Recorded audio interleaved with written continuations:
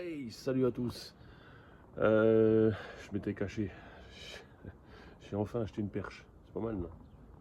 Bref, c'est pas le sujet. Aujourd'hui, on va vite fait faire le tour du porteur. Bon, il fait pas super beau, mais je vais me mettre plus à l'intérieur. Je vais faire rapidement le tour extérieur. Bon, après, ça reste un utilitaire. Hein. Y a rien de foufou. Allez, on va aller voir les options extérieures. C'est parti. Rétroviseur rabattable, manuellement. Ah, faut pas déconner. Premier échec. J'ai cassé. C'est moi, c'est ma faute. Bon, regardez pas, il est un peu sale. Hein. Voilà. On est encore dans l'hiver. Je nettoierai plus tard. Jantalu en plastique.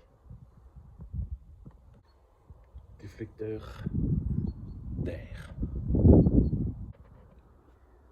Un anneau pour les gouverner tous. Un anneau pour les trouver. Un anneau pour les emmener tous. Et dans les ténèbres, les lier. J'ai la même. Ici, il y a le stickers suédois. Non, on ne voit plus. M, N, B, I, G, G. Un marteau et une scie. Je sais pas si on voit. Entreprise suédoise, je recommande. Hein. Très bonne entreprise. Bon, il y a un numéro de téléphone, mais je suis pas sûr que ça marche. La communauté de l'anneau. Souriez les gars, vous êtes filmés. Fiat professionnel. Une bosse. Crochet d'attelage. Oh oh oh oh oh oh oh. Il ne faut pas me laisser faire ma vidéo. Crochet d'attelage. Ouais les gars. Crochet d'attelage sans l'attelage. Oui, moi aussi. Feu anti-brouillard. Sans les anti-brouillards. 1, 2. 2 essuie-glaces. Le bilbon, c'est là le bilbon. Deuxième rétro, rabattable. Voilà. Manuellement, hein. Deuxième déflecteur. Super autocollant. Autre bosse.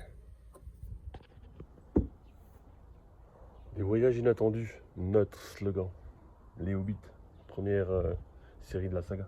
La petite fenêtre, Carbest. Et là, on ira plus tard, quand il fera chaud. Si un jour, on arrive à avoir un peu de soleil ici, comme partout d'ailleurs. Bon, on a fait un peu le tour. Hein. Voilà, c'est rapide. Hein. Je vais pas aller sur le tour, hein, parce que c'est pas foufou. Et puis là, je suis un peu inondé. On voit pas trop, mais ça commence à pas être terrible. Allez, je file à l'intérieur. Trappe à gasoil. Sans AdBlue. Yes!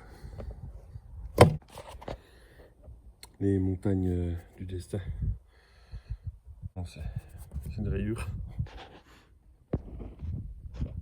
Princesse Lina au soleil. On est en février, Anina. Ah, celle-là, c'est pas possible. Partie moteur du Bilbon. Bon, bah, rien à dire. Hein. 2 litres 3, multijet 130 chevaux. De 2019. Et boîte auto. Voilà. Avec la particularité d'avoir son petit Webasto. Ça c'est cool. Par contre, je ne sais pas où il est. Il doit être en dessous là. Quelque part en dessous. Faut que je regarde ça cet été. Parce que je vais vous expliquer le problème qui se passe avec celui-là. Donc voilà. Plutôt propre la bête. Allez, je vais le démarrer un petit coup. Ça lui fera pas de mal. On y va. Impec. Donc il a, je vais mettre mes lunettes, ça ira mieux. Il a 67 632 km. Donc autant dire qu'il est neuf. Quasiment. Alors à l'intérieur, on a boîte auto, clim, les choses habituelles, caméra de recul, Oh, par contre, je pense qu'à ce niveau-là, un jour ou l'autre, je vais mettre un CarPlay. Parce que c'est bien, hein, ça mérite d'être là, mais je vais fermer tête, parce que vous entendrez mieux. Hein. C'est bien parce que ça mérite d'être là, mais bon, c'est tout petit quoi. Quand on veut reculer, franchement, c'est petit. Sinon, bah voilà, électrique, enfin classique quoi. Rien exceptionnel, les commandes au volant. Et puis voilà, donc propre, en bon état, double banquette. Je filme pas derrière parce que ça sera une vidéo, ça sera le fourgon donc. Et puis voilà, donc c'est un Fiat Ducato H2 L2 de 2019. Regardez là, j'ai quand même. Là, on est là. Elle et son soleil, c'est un truc de fou.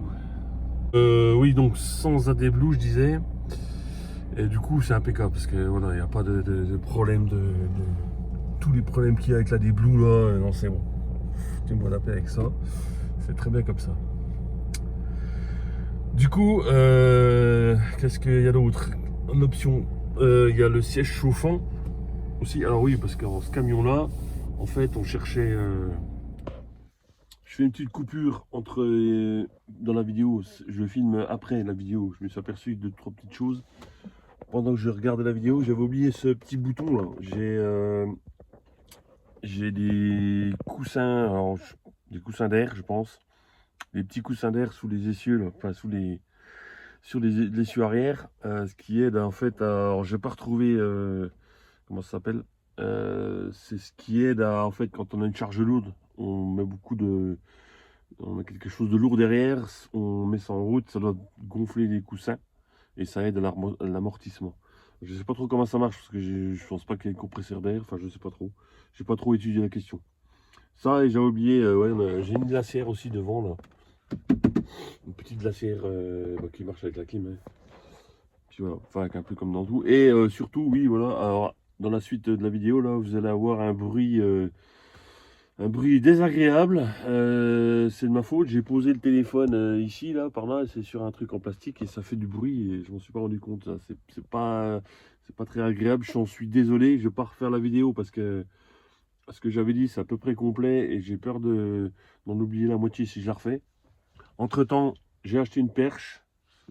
Vous avez vu au début, j'ai légèrement vite fait utiliser. Puis voilà, donc je vous laisse dans la suite de la vidéo. Je vais me mettre comme ça. Moi, j'ai pas réussi à coincer le téléphone. Je vais bien essayer de pas filmer derrière, pas spoiler le truc. On verra ça plus tard. Oui, ce camion-là, donc je cherchais forcément un automatique parce que moi, je suis obligé de conduire les automatiques maintenant suite à un problème de santé. Et du coup, j'en trouvais pas. Enfin, si, j'en trouvais, mais beaucoup de kilomètres ou alors très cher. Trop cher. Donc je suis tombé sur celui-là vraiment un coup de peau parce que je ne regardais que sur le Bon Coin comme tout le monde quasiment et j'ai jeté un œil sur la centrale, c'était un samedi et je suis tombé sur lui et là j'ai dit ben, il n'y a pas photo, c'est celui-là. Donc il était à l'autre bout de la France pour nous, donc je voulais, j'avais pas trop le temps d'y aller. Et le truc c'est qu'en fait je l'ai acheté sur papier, chose que je n'ai jamais faite, mais bon, sur papier et livré. Et bon, c'est assez flippant quand même. J'ai bien pris le temps de bien me renseigner sur le garage. Bon, c'est un garage Citroën, donc c'est quand même un concessionnaire. Voilà, il y a quand même pignon sur rue, mais quand même, avec toutes les arnaques qu'il y a, voilà, parce que c'est quand même un billet et voilà, j'étais pas serein jusqu'au jour où il est arrivé et là du coup ça allait bien, mais bon, on a eu quelques petites péripéties avec parce que le garage m'avait dit qu'ils avaient fait la courroie et oui, la révision, bah, chose normale quand on achète un véhicule, hein. Sauf que quand il a été livré, bah, en fait rien n'a été fait. J'ai même démonté le filtre à air, j'ai démonté le cache en dessous du moteur pour voir le filtre à huile. En fait le filtre à huile était pourri, donc je ne l'ai pas démonté, dévissé. Extérieurement il était sale, donc ça peut pas être neuf, comme il était livré, voilà. Et le filtre à air était pourri, enfin la révision n'était pas faite. Donc du coup la courroie non plus. Alors le problème qui s'est passé, c'est pas trop le garage, il y a une boulette dans le garage là-bas. Mais bon, ça arrive, hein. Très bien, on s'est arrangé. Le problème, c'est qu'on était au mois de juillet, août. Et août, tous les garages sont fermés. Donc il a fallu attendre 3 semaines au moins. Donc en gros, je l'ai eu. J'ai pas pu rouler avec tout de suite. J'ai dû attendre à peu près 2 mois. Bon, il faisait. Voilà, l'été, on part pas beaucoup. À cause canicule. La chaleur, tout ça, c'est pas pour nous. Donc du coup. On a attendu le mois de septembre avant de commencer les travaux parce que bon, je voulais que ça soit fait avant vraiment de commencer les travaux, démonter la cloison, tout ça. Parce que je me dis, si jamais il y a un problème, faut que je le rende. Et si je commence à faire les travaux dedans, ça craint. Donc du coup, ça s'est arrangé comme ça. Bon, ça a été long au début, mais je vous dis, un garage impeccable. Super. Donc au final, pas d'embrouille. La courroie de distribution a été faite, donc la révision. Ils m'ont changé des essuie-glaces à l'avant qui étaient foutus, donc je sais pas comment il est passé au contrôle, mais bon, bref. Et puis là, il va falloir que je pense intervenir sur les freins dans pas longtemps, parce que là, on s'est aperçu l'été dernier, en fait, quand je tourne sur la gauche, les freins ils couignent. Je pense que les étriers commencent peut-être à se gripper un peu. Vu qu'il n'a pas roulé beaucoup, il devait être stocké là. Alors oui, c'est ça, je vais y arriver. Avant tout ça, donc il vient de Suède en fait le camion. C'est là que j'ai trouvé un garage français, mais qui l'a fait importer de Suède. Où le client a vendu à ce garage-là. Enfin bref, c'était un camion suédois. Ce qui explique siège chauffant, conducteur. Bon, je m'en sers pas. Il a le mérite d'être là. Des stickers à l'extérieur ont été enlevés évidemment, mais on les voit encore. C'est écrit en suédois et c'est un menuisier.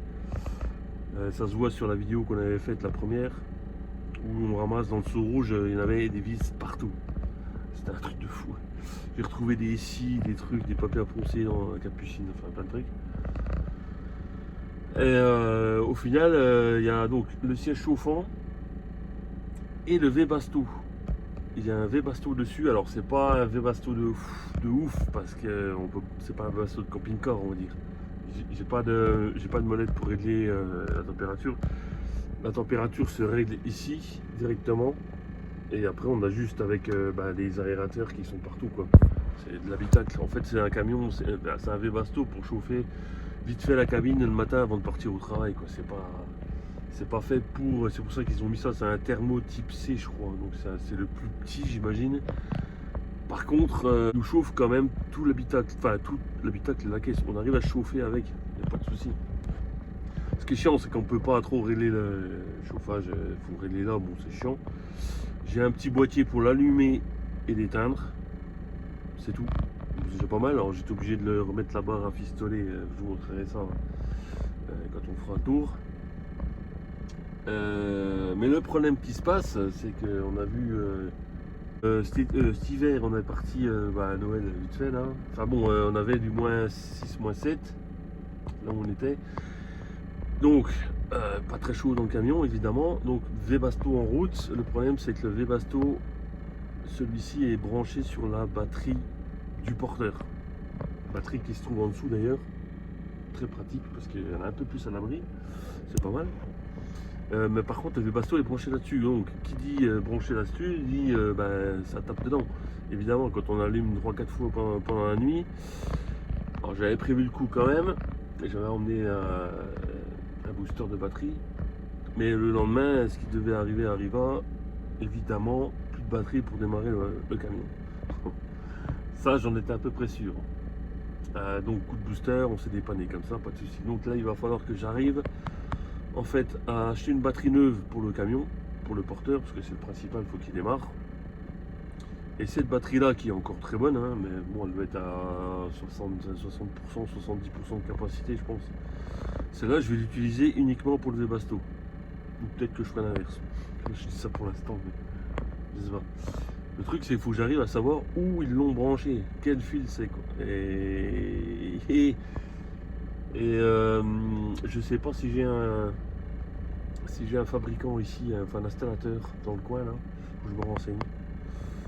Parce que je vais pas m'amuser à faire de conneries, je vais pas défoncer enfin, faire une connerie et puis que ça crame tout, parce que l'électricité c'est quand même chaud. Et du coup la batterie je la placerai dans la cellule et je brancherai mon vieux basto directement dessus. Comme ça me permettrait que le vieux basto pompe que sur cette batterie là. Voilà, enfin bref, vous avez compris. Par contre faut que je trouve un système de recharge quand je roule, que ça puisse recharger les deux batteries. Enfin il y a tout un truc à faire. Ça je verrai ça plus tard. Faut voir ça cette année d'ailleurs, au printemps, il faut que je voie ça. Donc voilà en gros, mais par contre ouais c'est cool parce que ça nous fait quand même un chauffage d'appoint. Bon pas trop souvent l'hiver on essaye, mais bon l'automne, printemps, c'est vrai que des fois c'est surtout l'automne c'est humide. Il y a des coups de frais, il y a des coups de froid et ça fait du bien de se réchauffer un peu quoi. Donc voilà. Sinon pas grand chose à dire sur la cabine, hein. Peut-être qu'un jour on enlèvera la banquette pour mettre un siège passager qui se retourne, et là il faudrait tout je modifie. Enfin, je sais pas, pour l'instant c'est bien comme ça. On va en profiter parce que j'ai bossé pendant 1 an dessus. Ça serait bien qu'on en profite un peu quand même maintenant. Donc voilà. Sinon comme je vous dis, niveau cabine, il va y avoir je pense un CarPlay un jour. Qu'est-ce que j'avais dit l'autre, je sais plus. Je vais peut-être mettre des phares, des LED ou une rampe de phare au-dessus à LED, parce que c'est vrai que on a déjà roulé 2-3 fois la nuit, on voit pas grand chose quoi, c'est pas foufou. Et si jamais on est dans un chemin bizarre, enfin des trucs, je voudrais pas tomber dans un ravin ou dans un trou, je sais pas, parce que là c'est pas la même. Donc du coup je pense qu'il y aura ça à l'avenir. À l'avenir sur le fourgon, donc je l'ai dit, c'est un H2 L2. Alors pourquoi on a pris ça? Alors c'est vrai que H2 L3 c'est mieux pour les fourgons aménagés, voire L4, mais le problème c'est beaucoup plus long. Moi je voulais pouvoir me garer, être discret le plus possible et pouvoir me garer sur une place de parking, voilà. Donc forcément il y a des concessions à faire. En plus de ça, le lit fixe. Donc forcément il nous reste après il reste peu d'espace pour faire le reste. Mais à 2, 3,5 enfin 2,5 avec le chien, l'été elle est souvent dehors, ça le fait. Il faut de l'organisation. Après il faut pas une semaine de pluie parce que forcément, voilà. Et à l'avenir aussi on va mettre un Storban avec des parois pour couper du vent là. Bon pareil, ça coûte un bras. De toute façon tout coûte cher maintenant, c'est un truc de fou. Ouais ça coûte un bras, donc on va attendre le Black Friday je pense, comme on avait fait avec la batterie Nomade. On avait une bonne réduction, ça vaut le coup quand même ça. Du coup, qu'est-ce qu'on va faire d'autre? Ah si, je vais mettre des panneaux solaires sur le toit aussi, enfin un panneau solaire. Là on a des panneaux souples qui vont avec la batterie, je crois que vous aviez déjà vu, je vous montrerai plus la prochaine fois. C'est des panneaux qu'on déplie et qu'on met où on veut en fait, on suit le soleil quoi. Ça c'est bien quand on est présent. Je ne veux pas laisser ça dehors. Si on est parti faire une promenade, les machins ils vont disparaître. Donc c'est là que je voudrais bien un panneau quand même solaire au-dessus pour qu'on puisse capter quand même un petit peu de soleil. Ça recharge un minimum, même si c'est que 20, 50 ou 80 watts, c'est toujours ça de gagner. Donc bon, j'ai regardé, c'est pas très cher. Après je voudrais pas mettre un dur parce que faut repercer le toit et tout, je suis pas très chaud avec ça. Je voudrais mettre un souple. Alors les souples, j'ai regardé un peu les tutos, il paraît que c'est très bien, mais c'est très fragile et ça dure moins longtemps évidemment. Mais bon, je sais pas, je me tâte encore, je vais voir comment je fais mon truc, je vais voir ça. Et puis il nous restera pour l'aménagement de 3 finitions. Il faut que je voie mon histoire de planche qui va travailler énormément cet hiver, de plan de travail là. Faut que je regarde, j'attends la chaleur qu'elle revienne pour voir si ça se rétracte un peu ou s'il faut que je refasse des ajustements. Il y a des chances qu'il faut que je refasse des ajustements. Donc voilà, grosso modo, je pense que j'ai à peu près tout dit. Ouais, j'ai mon... Ça c'est un Altago je crois. Bloc volant. Donc c'est une sécurité pour éviter... Surtout qu'il y a une alarme. Bon là jamais pas, mais il y a une alarme, si on bouge le volant, craque, ça sonne. Ça doit coûter 90 balles. Artago. Bah écoutez, je pense que j'ai tout dit. Je rajouterai